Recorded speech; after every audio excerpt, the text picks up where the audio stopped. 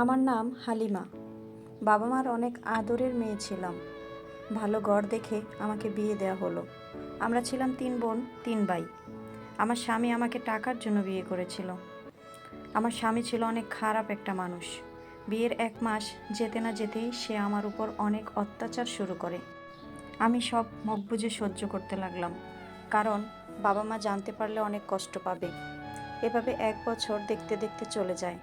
বিভিন্ন সময় আমাকে বিভিন্নভাবে অত্যাচার করে, অনেক মারে।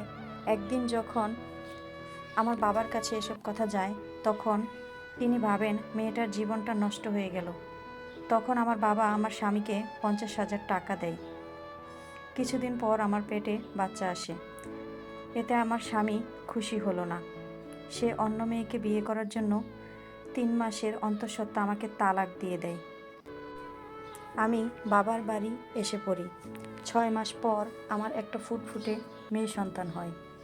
আমি আমার মেয়েকে আঁকড়ে ধরে আমার জীবন সাজাতে চেয়েছিলাম, কিন্তু আমার ভাই ও ভাইয়ের বউরা আমাকে দেখতে পারতো না। নানাভাবে আমাকে আমার ভাইয়েরা মারধর করতো। তখন আমার বাবা আমাকে আবার বিয়ে দিতে চায়। বলে, নাতনিকে আমরা দেখব, তুই সংসার কর, এখানে থাকলে তুই শান্তি পাবি না।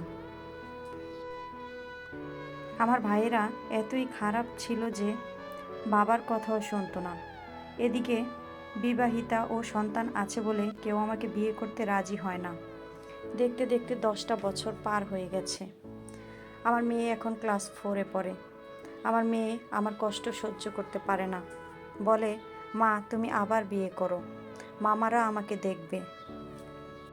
আমার বড় ভাই আমার জন্য একটা পাত্র আনলো, যার আগেও বিয়ে হয়েছিল, বউ চলে গেছে। আমার ভাই আমার যে সন্তান আছে তা না জানিয়ে আমাকে বিয়ে দিয়ে দিল। কিছুদিন ভালোই কাটলো, কিন্তু যখন জানলো আমার এক সন্তান আছে, তখন তারা আমাকে আবার বাপের বাড়ি দিয়ে গেল। এতে আমার ভাইয়েরা আমাকে অনেক কথা শোনালো। বাবার জন্য আমি আবার থাকার জন্য একটু জায়গা পেলাম। কিছুদিন পর আমার বাবা মারা গেল। শুরু হয় আমার জীবনে আরও কষ্ট। আমাদের চারপাশে এমন হাজারো হালিমারা বসবাস করে। তাদের মধ্য থেকেই একজন হালিমার গল্প এটা। হালিমার কষ্টের গল্পের 2য় পার্ট জানতে চাইলে বা এরকম আরও গল্প শুনতে চাইলে ভিডিওতে একটি লাইক দিয়ে কমেন্ট করে জানাবেন, এবং ভিডিওটি ভালো লাগলে আপনার টাইমলাইনে শেয়ার করে রাখবেন। ধন্যবাদ সবাইকে।